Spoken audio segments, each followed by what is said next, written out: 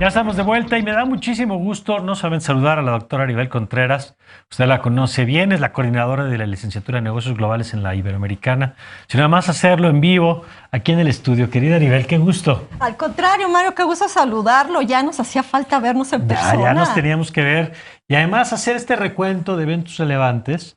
Tú y yo lo platicamos muchas veces a lo largo del año, cómo, ahorita nos lo vas a explicar, pero cómo los hechos que parecen de pronto aislados, ahorita nos dirás pandemias, guerras y estas cosas, cómo están generando tendencias, cambios en el mundo. Y has dicho tú, este es un año como de crisis, de las crisis que ya veníamos, como matrushkas, ¿no? A ver.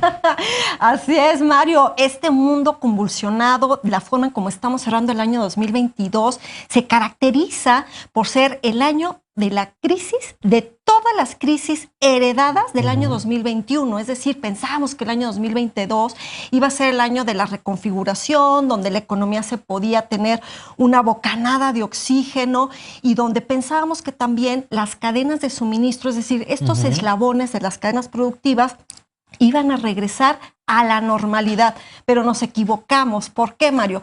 Porque el primer suceso que sin duda marca es el 24 de febrero con el ataque de Rusia a Ucrania, donde no nada más es un conflicto focalizado, Mario, sino que además las implicaciones, dada esta economía global interdependiente en un mundo hiperconectado, pues entonces las consecuencias se magnifican y entonces hay un impacto en la economía global.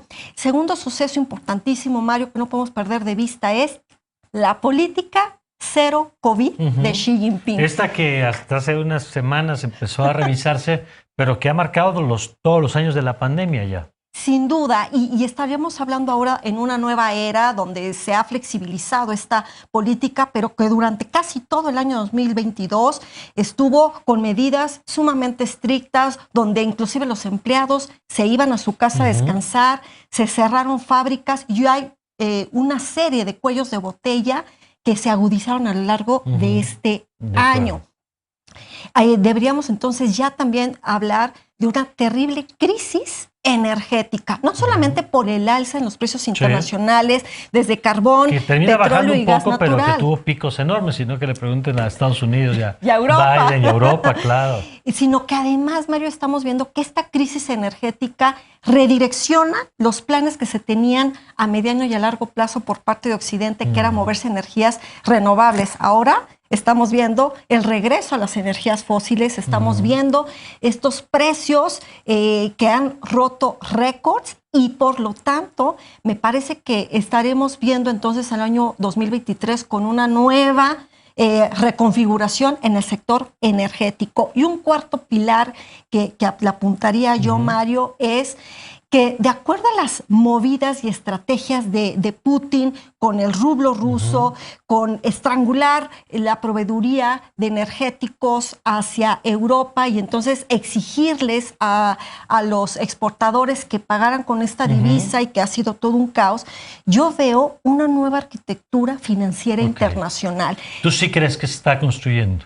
Que vamos a ver el resultado a muy largo plazo, sí, Mario, pero sin duda estos son estos primeros cimientos de lo que en un momento dado es desplazar al dólar estadounidense como moneda hegemónica en las transacciones comerciales internacionales. Y todo esto puesto conjunto como si fuera una licuadora que nos da, pues estamos viendo que además del impacto en la economía, estamos viendo que tenemos ahora que hablar ya de lo que es la crisis en la seguridad alimentaria, Mario. Algo que pensábamos que era algo lejano y distante únicamente de algunos países, pues a nivel global, el tema de los granos, pero el tema también de los fertilizantes, es una conversación que este año se pone sobre la mesa y que prevalecerá para el año entrante, Mario. Varios fenómenos de los que hablamos a lo largo del 2022 se explican por acá. Sí, por ejemplo, el tema inflacionario, ¿no? un tema recurrente en todas las, yo diría hasta en las mesas de la gente que nos está viendo y en las agendas políticas de buena parte del mundo, en buena medida explicado por estos problemas de producción, de las cadenas de producción que se vieron afectadas, del costo de los energéticos, Claro. de la disminución de bienes disponibles en algunos lugares, temas como este de la globalización. ¿Con qué sabor te deja el año? Porque mucho de lo que se habló, y tú y yo lo hablamos en algunos momentos, hay una reorientación de las inversiones, por ejemplo, de privilegiar lo estratégico o lo confiable frente a lo que durante muchos años prevaleció, que era hay que producir donde sea más barato. Y si eso es en China, que sea en China. ¿Qué tanto esto que se dijo en el año terminas viéndolo como algo que se va materializando?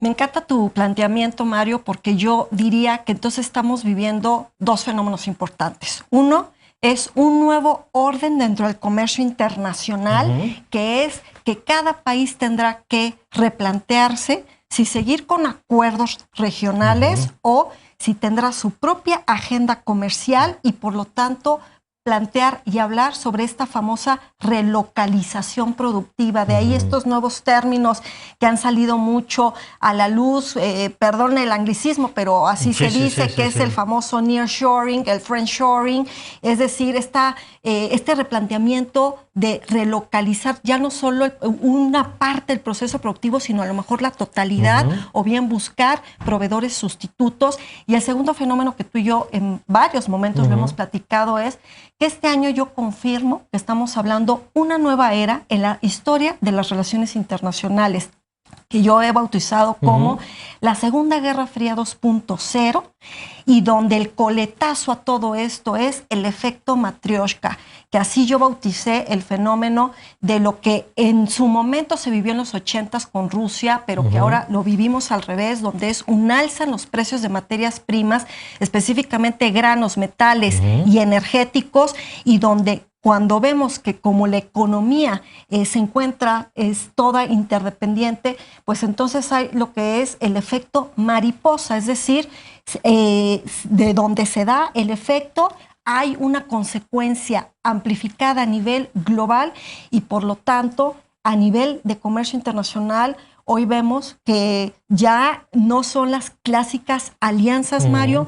En términos comerciales estamos viendo que todo esto se está reconfigurando, replanteando, y en términos políticos estamos viendo una gran polarización de los gobiernos, y como consecuencia de esto también en términos sociales, Mario, estamos viviendo todas estas manifestaciones, ¿no? Que lo mismo hemos visto en Chile, que en Cuba. ¿Cuándo nos íbamos a imaginar, Mario, en Irán o en China? Claro. Por motivos distintos, pero la gente ya está viviendo un hartazgo exacerbado. Te quiero hacer una petición, querida Aribel, que arranquemos el próximo año conversando sobre la agenda de los temas. Yo creo que hoy nos has dado un buen recuento de qué pasó, de estos pilares que compartes que me encantan, para que arranquemos el año revisando este cambio en la política, por ejemplo, de cero COVID, qué implicaciones puede tener, porque hay quien advierte que puede generar ahora por otras razones, por incremento de contagios, demanda de suministros médicos que antes no habían tenido, que pueda generar desabasto en otras regiones del mundo. Así que, si te parece, arrancamos el próximo año otra vez contigo. Claro que sí, me encantará poder compartir a todo tu auditorio perspectivas del año 2023, tanto en el ámbito político como en el ámbito comercial. Ya estamos. Gracias, Ariel. Encantada. Gracias. Y felices vacaciones y felices fiestas. Igualmente para ti. Nosotros vamos a hacer una pausa que es breve y regresamos con Marta Lamas y Mauricio Merino aquí en la Agenda Pública. Ya volvemos.